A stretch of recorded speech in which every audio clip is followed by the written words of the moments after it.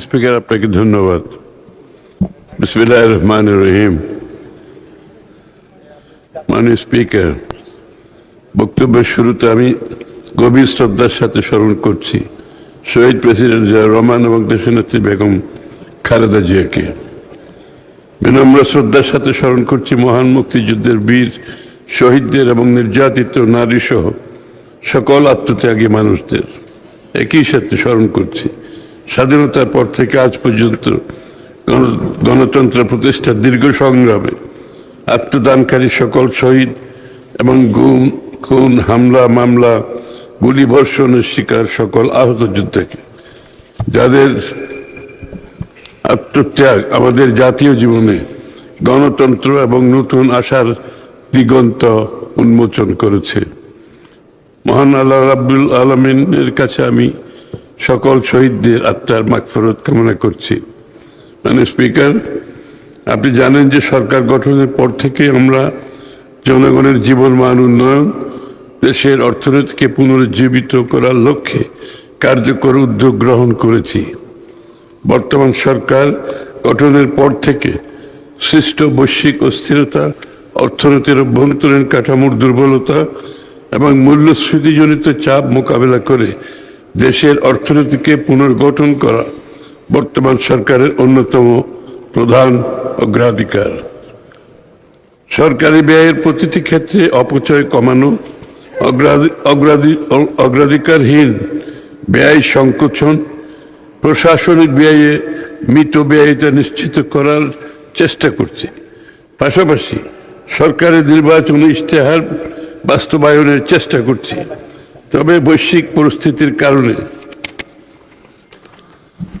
বিদ্যুৎ ও জ্বালানি ভর্তুকি সমন্বয় করতে হয়েছে এবং ফ্যামিলি কার্ড, কৃষক কার্ড, ইমাম, পুরোহিত, মুয়াজ্জিনদের জন্য সম্মানের মাধ্যমে মর্যাদাপূর্ণ সামাজিক সুরক্ষা কার্যক্রম সম্প্রসারণ করা হয়েছে। এসব কার্যক্রমের জন্য আমরা সম্পূরক বাজেটে ব্যয় এবং ঘাটতির কিছুটা সমন্বয় করেছি।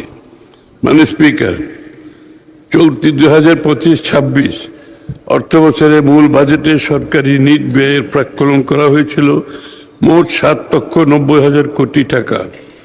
নির্বাচন পূর্ববর্তী সময়ে সরকারি ব্যয়, বিশেষ করে বার্ষিক উন্নয়ন কর্মসূচি বাস্তবায়নের গতি কিছুটা মন্তর বিবেচনায় সংশোধিত বাজেটে সরকারি ব্যয়ে 2,000 কোটি টাকা হ্রাস করে 7,68,000 কোটি টাকা নিট বাজেট নির্ধারণের প্রস্তাব করেছি।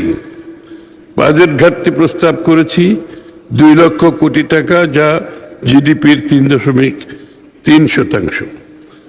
সংশোধিত বাজেটে মোট 27টি মন্ত্রণালয়, বিভাগ ও অন্যান্য প্রতিষ্ঠানের বরাদ্দ বৃদ্ধি পেয়েছে, যার পরিমাণ মোট 56,117 কোটি 59 লক্ষ টাকা। অবশিষ্ট 35টি মন্ত্রণালয় বিভাগের বরাদ্দ 59,348 কোটি টাকা 67 লক্ষ হ্রাস পেয়েছে। মাননীয় স্পিকার, 2025-26 অর্থ বছরের সম্পূরক বাজেটের উপর প্রাণবন্ত আলোচনার জন্য আমি মাননীয় সংসদ সদস্যবৃন্দকে আন্তরিক ধন্যবাদ জানাচ্ছি। আমি আপনার মাধ্যমে মহান সংসদের সকল মাননীয় সংসদ সদস্যকে সম্পূরক আর্থিক বিবৃতিতে বর্ণিত দায়যুক্ত ব্যয় ব্যতীত অন্যান্য ব্যয় বাবদ দাবিকৃত মঞ্জুরি সমূহ অনুমোদন দেওয়ার জন্য অনুরোধ করছি।